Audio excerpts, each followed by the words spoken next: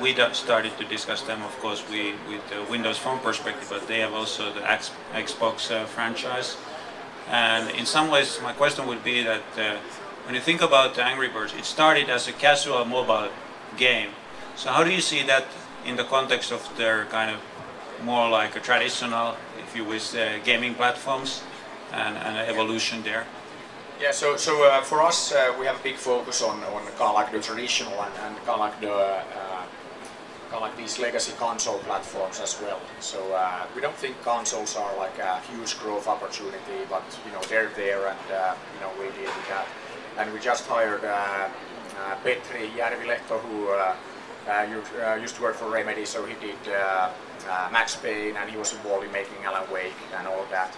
So we're going to bring some very interesting console experiences out there as well. And of course, I mean, if you take Xbox, it makes sense then to have that Angry Birds experience connected to the other Xbox Live enabled devices like the Windows Phone devices and all that.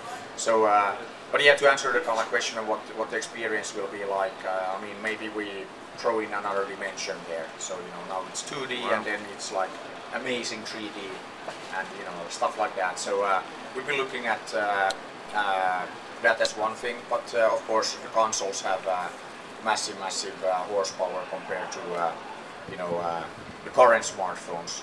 But that said, actually one thing that we discussed was at GDC in San Francisco, so the Game Developers Conference, on a panel last week, and I think what's happening in the gaming industry right now is very interesting, because okay, it used to be that real games, those are the AAA games on consoles that cost like $50-60, and they can take years and years to produce, like blockbuster movies.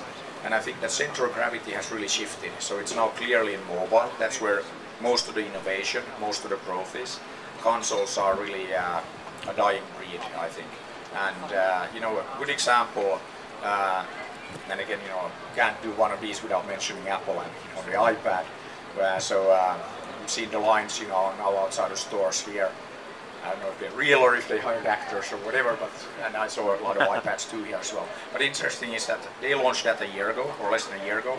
Now you have the iPad 2, next year 3, then 4, and so on.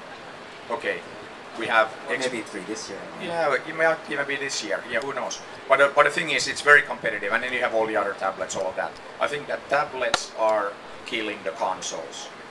So that's where the games will be played, much more performant. You plug it into your HDMI TV or whatever, but I think that we will see probably 4 generations of tablets before there is a new console, if ever there is a new console.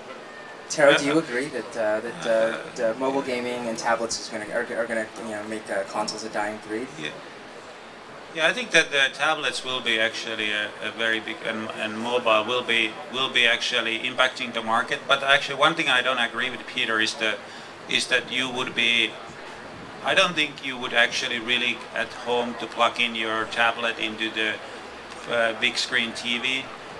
Because it's kind of more personal. I don't believe that. That's why you buy a console, that you put it in there and it's sitting there, and in some ways you manage to do the connection to plug it in. So that's one I don't agree. But I think tablets and in general sort of all kind of small gadgets, because I don't think the tablets will be the last thing in what we will innovate. So I think there will be a new form factors that are kind of in this size, that is a little bit bigger than tablet, but I think they are going to be a big driver in growth of the mobile gaming.